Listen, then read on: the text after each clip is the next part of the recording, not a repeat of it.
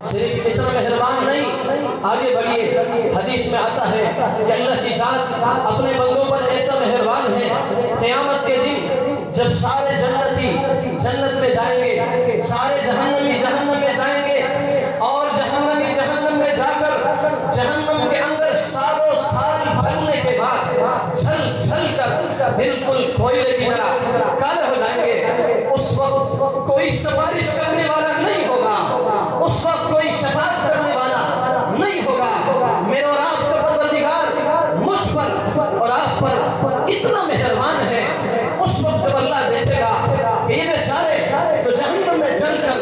کوئلے کی طرح کالے ہو گئے، اب کوئی سفارش کرنے والا بھی نہیں، کوئی شفاعت کرنے والا بھی نہیں، اس وقت اللہ کی رحمت جوش میں آئے گی اور اللہ تبارک و تعالیٰ لبیں بھریں گے۔ لب بھرنا اس کو کہتے ہیں جیسے ہم اگر گندم سامنے رکھا ہو، ہم یوں لب بھر کر جب گندم کو اٹھاتے ہیں تو ہمارے ہاتھوں میں گندم کے چند ہزار دانے آئیں گے۔ اور میرے بھائیوں، میرے دوستوں اور غریب آباد کے غیور مسلمانوں، میرے اور آپ کے لب یہ ہمارے حساب سے ہیں، اللہ تبارک و تعالیٰ اپنے حساب سے لبیں بھریں گے۔ اور حدیث میں آتا ہے ثلاث حسیات، تین لبیں اللہ تبارک و تعالیٰ بھریں گے، ایک لب بھر کر ان جہنمیوں کو یوں جہنم سے اللہ تبارک و تعالیٰ باہر نکالیں گے، دوسری مرتبہ لب بھر کر باہر نکالیں گے، تیسری مرتبہ لب بھر کر باہر نکالیں گے۔ میرے دوستوں، یہ بات آپ نے دل کے کان کھول کر سننا ہے، یہ وہ بندے نہیں ہوں گے،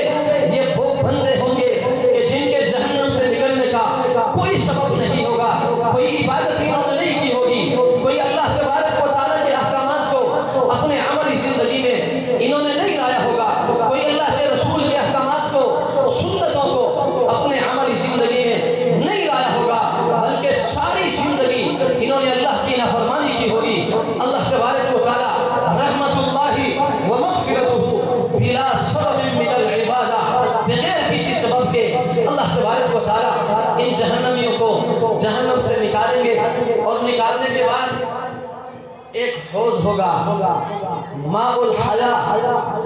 اس حوض کے قریب لے جا کر ان جہنمیوں سے کہا جائے گا اغتسل ھذا الغریق، اس حوض میں نہا لو۔ چنانچہ حدیث میں آتا ہے یہ جہنمی اس حوض میں جا کر نہائیں گے، نہانے کے بعد جیسے پودا سبزہ بالکل خوبصورت بن کر ابتدا میں اٹھتا ہے، ایسے ہی خوبصورت یہ انسان جو کچھ دن پہلے، جو کئی گھنٹے پہلے جہنم میں جل جل کر کوئلے کی طرح کالے بن چکے تھے، اللہ تبارک و تعالیٰ جب لبیں بھر کر ان کو جہنم سے نکالیں گے تو یہ ایسے خوبصورت بن کر انسانوں کی طرح خوبصورت انسان بنیں گے۔ اللہ تبارک و تعالیٰ ان سے فرمائیں گے کہ جاؤ جنت میں۔ میرے بھائیوں، میرے دوستوں اور غریب آباد کے غیور مسلمانوں، اس حدیث کو نقل کرنے کے بعد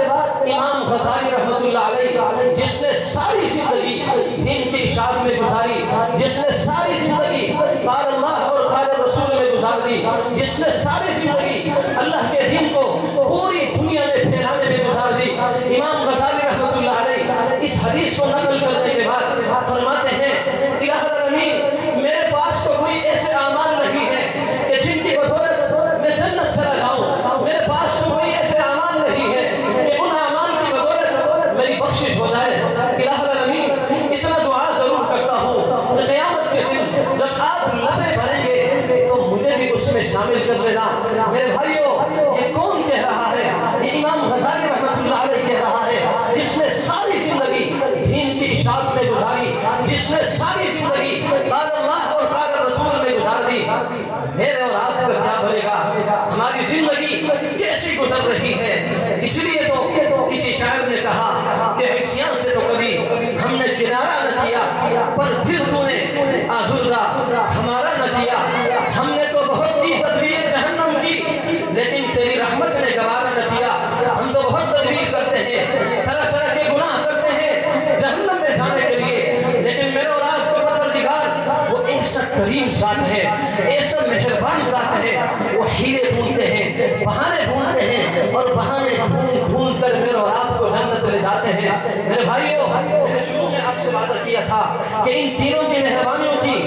جھلکیاں میں آپ کے سامنے رکھوں گا۔ اللہ کی مہربانیوں کی 2-4 جھلکیاں اس مختصر وقت میں نے آپ کے سامنے رکھی ہے، میں نے آپ کے سامنے رکھ دیا۔ آئیے آگے چلتے ہیں۔ محمد الرسول اللہ اپنی امت پر کیسے مہربان ہے، نبی علیہ السلام کی محبت کی، نبی علیہ السلام کی مہربانی کی، اور نبی علیہ السلام اپنے امت کے لیے کیسے تڑپتے تھے، نبی علیہ السلام اپنی امت کی فکر میں کیسے زندگی گزارتے تھے، نبی علیہ السلام اپنی امت کے لیے کتنے فکر مند رہتے تھے۔ آئیے میں آپ کو حدیث سناتا ہوں، اللہ کی قسم اس حدیث کو سن کر آپ خوش ہو جائیں گے۔ میں تو یہ سمجھتا ہوں آپ جھوم اٹھیں گے۔ میرے دوستو